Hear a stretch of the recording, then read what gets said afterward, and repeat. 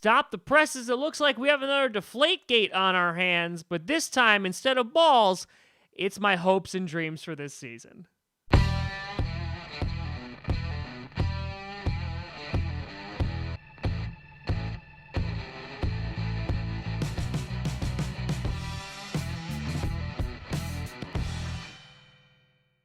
Grossi Posse Packer Nation. Welcome to another episode of Packcast, the podcast where you're not to be a Packers fan, but it sure does help. I'm your host, Tom Grossi, coming to you fresh off another Packers loss to a very good team.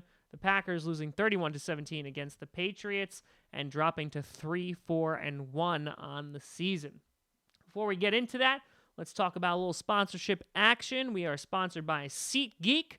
SeatGeek is a phenomenal website that you can use to buy and sell tickets, whether it's to a Packer game or your niece's quinceañera. Check out SeatGeek, and for your first-time purchase, if you use the promo code TomGrossi, you save yourself 20 smackaroonies, and it also helps the show, so check them out. They're good to us. Thank you.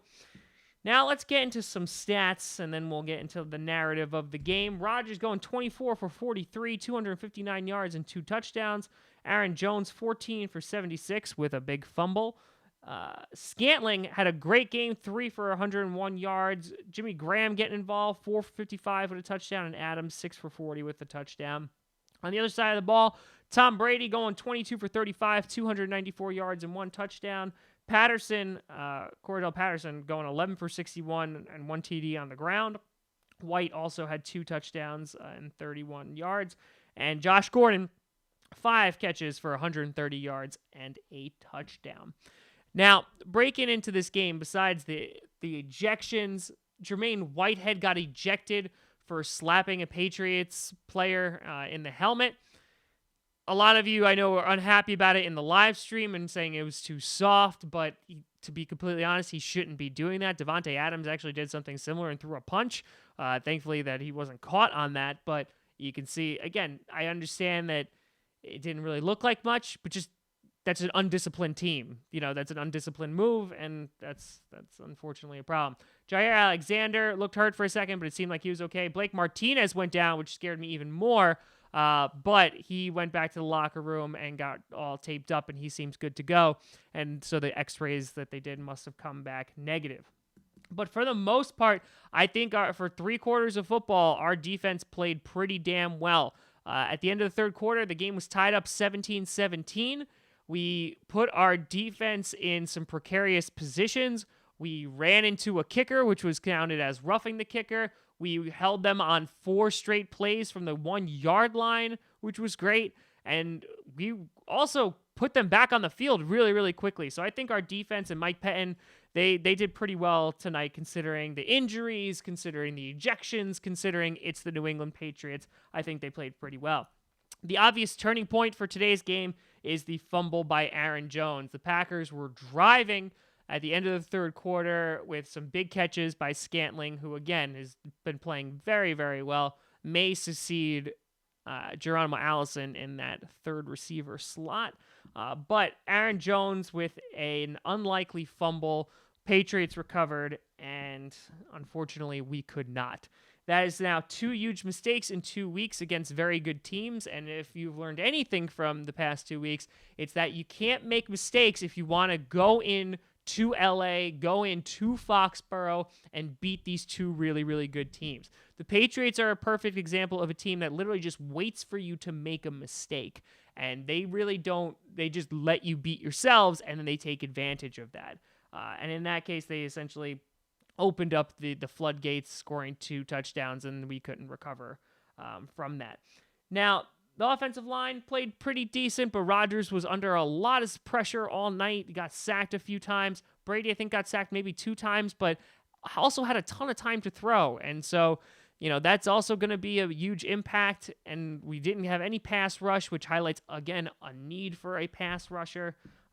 Morrison had a big sack, which was great. Mike Daniels had a sack, but we got to be able to put pressure on these quarterbacks.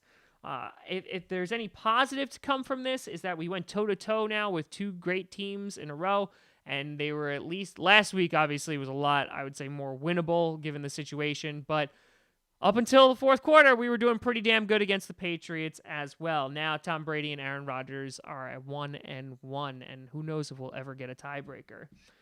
One of the things that I also wanted to point out is the lack of turnovers that this team, this defense is getting. While I'm praising the defense for the work that they did, again, this is a big difference from, if you want to talk about Super Bowl caliber defenses, you could talk about, that 2010 team that was able to go and get all those turnovers. You don't really see a lot of that anymore, which is sad.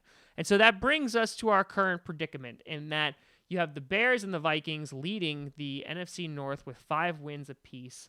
The Packers sitting in third place because the Lions lost today, so they're sitting at 3-4-1. So not only do we need the Bears and Vikings to drop some games, and of course we need to beat them as well.